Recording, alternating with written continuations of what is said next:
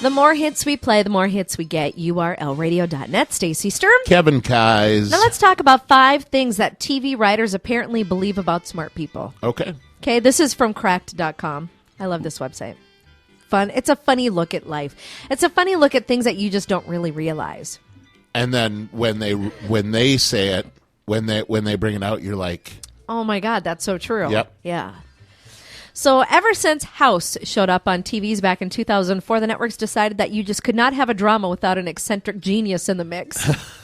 So now you have geniuses solving mysteries, and you have geniuses taking over your website. All of a sudden, an ad just came up. There it is. With Numbers, Castle, Bones, Lie to Me. All these dramas have like an eccentric, super, uber smart person. The key here is the characters aren't just really smart. They're incredibly and borderline supernatural scientific uber maestros who are better at their jobs than anyone else has ever been at anything. You think Einstein was good at physics? He has never met House. That's true.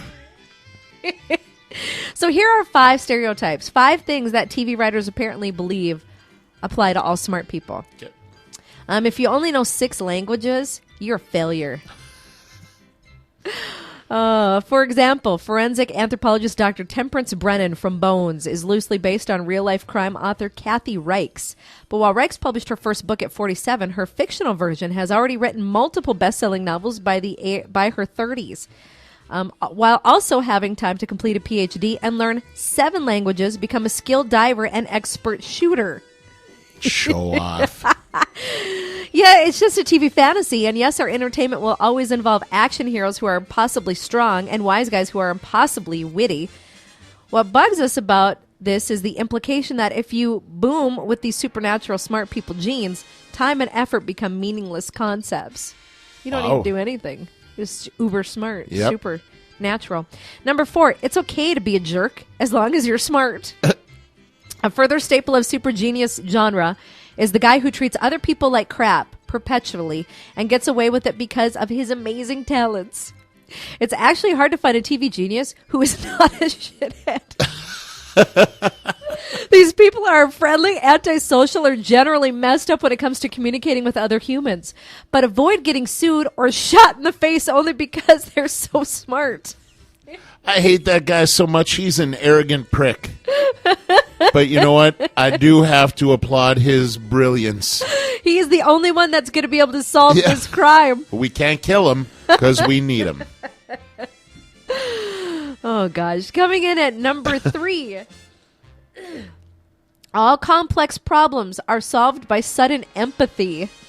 Or epiphany. All complex problems are solved by sudden epiphany. So let's just put this out there. TV writers may be awesome and talented people, but they are not Nobel Prize winners. Once a generation of intellectual giants. Yet they are forced to write about these characters. People which are way smarter than themselves that require some amount of guesswork about how a superhuman intellect functions. Since the very plot lines of these shows involve tracking the genius's character's progress in solving whatever medical mystery, whatever crime mystery. As a result, the characters on TV virtually always solve crime and medical mysteries by using blinding flashes of realization brought on by coincidence. And a snap of the finger. All of a sudden, they've spent the past week trying to solve this problem, but one commercial comes on TV, and all of a sudden they're like, that's the answer. I got it. Why didn't we look behind the door? And then people are so amazed by this. I don't know how they did it. They figured they cracked another case this week. Oh, God. Okay, number 2. And we eat it up still. Oh, we do. I love Lie to Me. I don't know. I've never watched it. Oh, God. Greg and I love that show. It's a great show. Coming in at number 2, government agencies are full of walking supercomputers. Every agency has them. Yep. They can't yet figure out how to make healthcare available to everybody or to even, do simple things like get paperwork filed correctly. But yet they have one ringer in their agency that can solve the entire world's problems. Heck yeah. So don't get us wrong. Law enforcement is a noble profession, without which we would be profoundly screwed, or at least robbed. But one reason we consider it noble is that At nearly entry level, the pay is just crap. And yet, in the world of TV, it appears all of the world's 1 in a million super geniuses have landed in this field. FBI profiling agent Spencer Reed in Criminal Minds has 3 PhDs, an IQ of 187, and a reading speed of 20,000 words per minute. Now, they could be working independently and making millions of dollars because they're super genius. Why wouldn't they take a $25,000 a year job at the FBI? Right.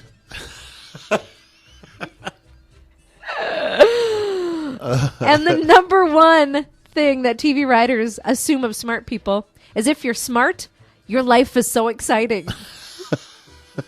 Not since Dr. McCoy hooked up with the regalian Cabernet girls on Star Trek have television characters found themselves involved in field activities so outside of their job description. The agents of NCIS deal with assassinations, interdepartmental hacking, and terrorist agents rather than ever investigating payroll fraud or theft of supplies. Yep. The hospitals in Grey's Anatomy and House are strangely devoid of nurses, lab technicians, radiologists who actually do anything. So the doctors must do it all themselves. Anesthesiologists. They do the CAT scans. They do.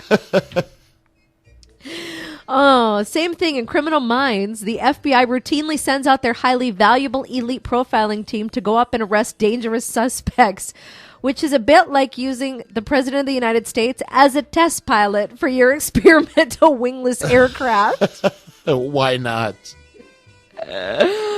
Other CSI agents interview suspects. They confront witnesses. They even beat them up sometimes. They run through the streets. They carry Uzis, where normal CSI people are stuck in a lab all day. Pushing their glasses up. So there you go. 5 things that writers assume about smart people. Thank you, writers, for making television enjoyable. More and exciting Yep. for all of us. Yeah. Oh, my gosh. Too funny. I guess I never thought of that. Oh, yeah. When you look at the typical job description for like a criminal profiler, it's usually some dude that's just sitting at his desk and he gets a call and they're like, look at this case file and what do you think that person? They don't actually go out and investigate the person. They don't actually go out and investigate the crime. And 9 times out of 10, they're not hot. That's another thing. They assume all smart people are beautiful. Yep. Nope, they're right all goes. pretty ugly. That's why I'm okay that I'm not so smart. Because I got my beauty to back me up. Hey, coming up, Pennsylvania police are halting profanity citations, so we'll talk about that. And also, what's your favorite soft drink says about you? I'm excited about that. That's a good personality test for this week. We go from bunnies to ginger ale. That's what we do. It all is very telling about who we are as people. We touch every corner of your life. We do. We do. If you didn't know who you were by your pizza toppings, your rabbits, or your ice cream choices, this is going to tell you. Yep. This is the telltale sign right here. That is the coup d'etat, if you will. And actually, if 2 random disc jockeys have to tell you who you are based on your animal personality, your life's all right. And also get your requests and let me know what you want to hear today. Email me, Stacy@urlradio.net. That's STACY @urlradio.net.